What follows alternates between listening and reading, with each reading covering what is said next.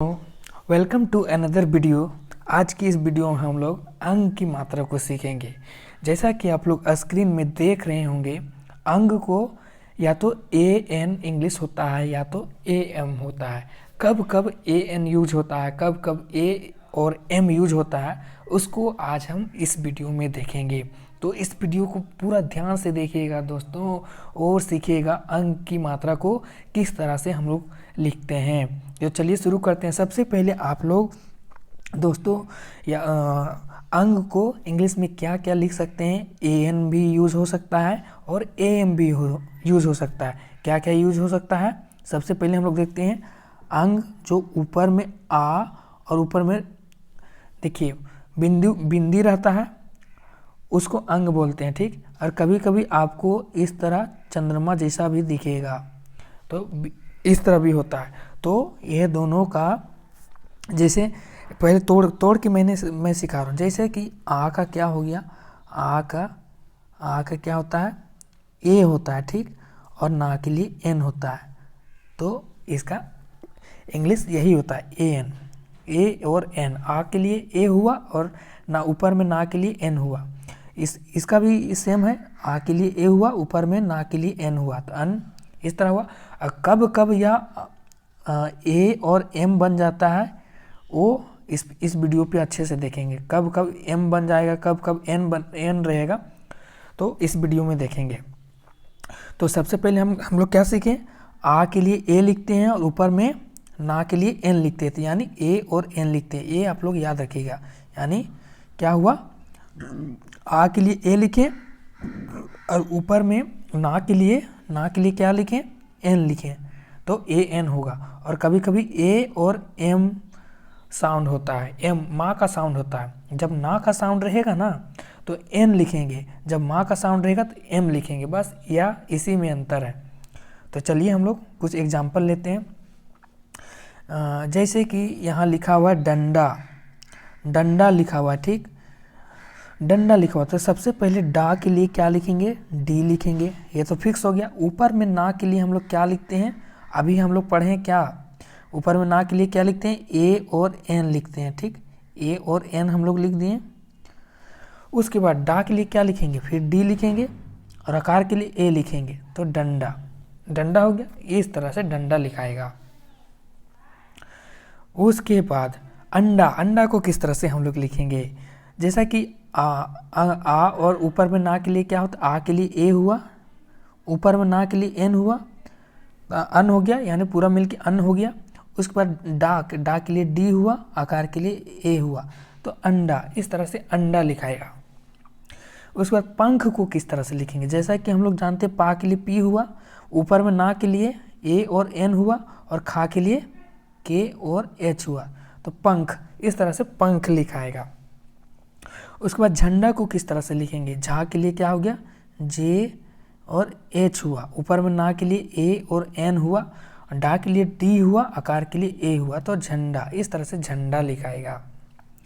उसके बाद शंख को हम लोग किस तरह से लिखेंगे, वो हम लोग देखते हैं। सा के लिए जैसा कि हम लोग जानते हैं, एस और एच हुआ, ऊपर में ना के लिए ए और एन हुआ, खा के लिए के और एच हुआ, तो शंख। इस तरह से शंख लिखाएगा। उसके बाद कंबल, देखिए यहाँ पे माँ का साउंड आ रहा है, तो माँ का साउंड यहाँ पे एम यूज करेंगे, यानी माँ का साउंड आ रहा है, तो का के लिए के लिखें, ऊपर में माँ का साउंड आ रहा है, तो ए और एम लिखेंगे, कम हो गया। उसके बाद बा के लिए बी और ए लिखें, और ला के लिए ए लिखें, तो यानी कंबल। इस तरह से कंबल लिखाएगा, यानी माँ का साउंड आ रहा है, जहाँ पे माँ का साउंड आएगा वहाँ पे एम लिखते हैं, और जहाँ पे ना का साउंड आएगा वहाँ पे एन लिखते हैं। यहाँ पे भी अंबर, यानी एम, माँ का साउंड आ रहा है, ठीक। तो माँ का साउंड आ रहा है, तो यहाँ पे क्या होगा, माँ का साउंड आ रहा है यानी एम लिखेंगे, तो ए और एम हम लोग लिख दिए हैं, माँ का साउंड आ रहा है। तो बा के लिए क्या लिखेंगे, फिर बा के लिए बी और ए लिखेंगे, और रा के लिए आर लिखेंगे, यानी अंबर। यानी जहाँ जहाँ पे माँ का साउंड आता है वहाँ पे एम लिखते हैं, और जहाँ जहाँ पे क्या बोलते हैं, ना का साउंड आता है वहाँ पे एन लिखते हैं। अंबर हो गया। अब यहाँ देखिए, अब चांद वाला बीच में आया है, यहाँ पे इंटरेस्टिंग है। इंटरेस्टिंग क्या है, सबसे पहले आ को हम लोग देखते हैं। यहाँ पे क्या क्या है, तोड़ के पहले सीखिए। पहले पेन हमको चेंज करने दीजिए। पहले आ है, ठीक, आ प्लस फिर अंग की मात्रा है, ठीक, अंग की मात्रा, तब उसके बाद खा है, इतना सारा है। तो इतना सारा है तो फिर एग्जाम्पल इतना सारा उसके अनुसार लिखना होगा। तो सबसे पहले आ के लिए क्या होगा, आ के लिए पेन चेंज करने दीजिए। सबसे पहले आ के लिए क्या होगा, देखिए सॉरी छोड़िए, पेन चेंज कर ही देता हूँ मैं, मिस्टेक हो जाता है। आँख इस तरह था ना, आँख इस तरह था। सबसे पहले आ के लिए क्या होगा, पहले तोड़ते हैं आप, चलिए वो चला गया तो अच्छा से तोड़ ही देता हूँ मैं। सबसे पहले आ है, फिर अंग है, फिर खा है। अब लिख नहीं सकेगा। आ के लिए ए होता है, ठीक, और अंग के लिए क्या होता है बताएं, ए और एन होता है, और खा के लिए क्या होता है, के और एच। तो आँख इस तरह से लिखाएगा, यानी इस तरह से तोड़िएगा तभी लिख पाइएगा, अन्यथा नहीं लिख पाइएगा। तो अब देखिए कुआं में भी क्या है, यहाँ पे आ में क्या क्या है, आ में क्या क्या है, आ में है,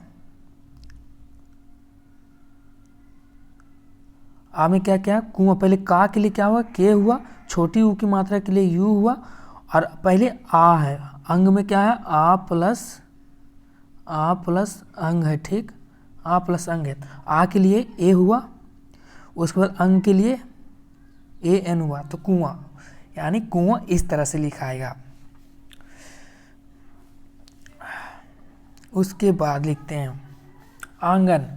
आंगन को किस तरह से हम लोग लिखेंगे, जैसा कि यहाँ पे जान रहे हैं हम लोग, आ प्लस आ की मात्रा यानी 2 इंक्लूडेड है, तो आ के लिए ए लिखें, उसके बाद आ प्लस ऊपर में बिंदी के लिए क्या लिखें, ए और एन लिखें, उसके बाद गा के लिए जी और ए लिखें, और ना के लिए एन लिखें, तो आंगन।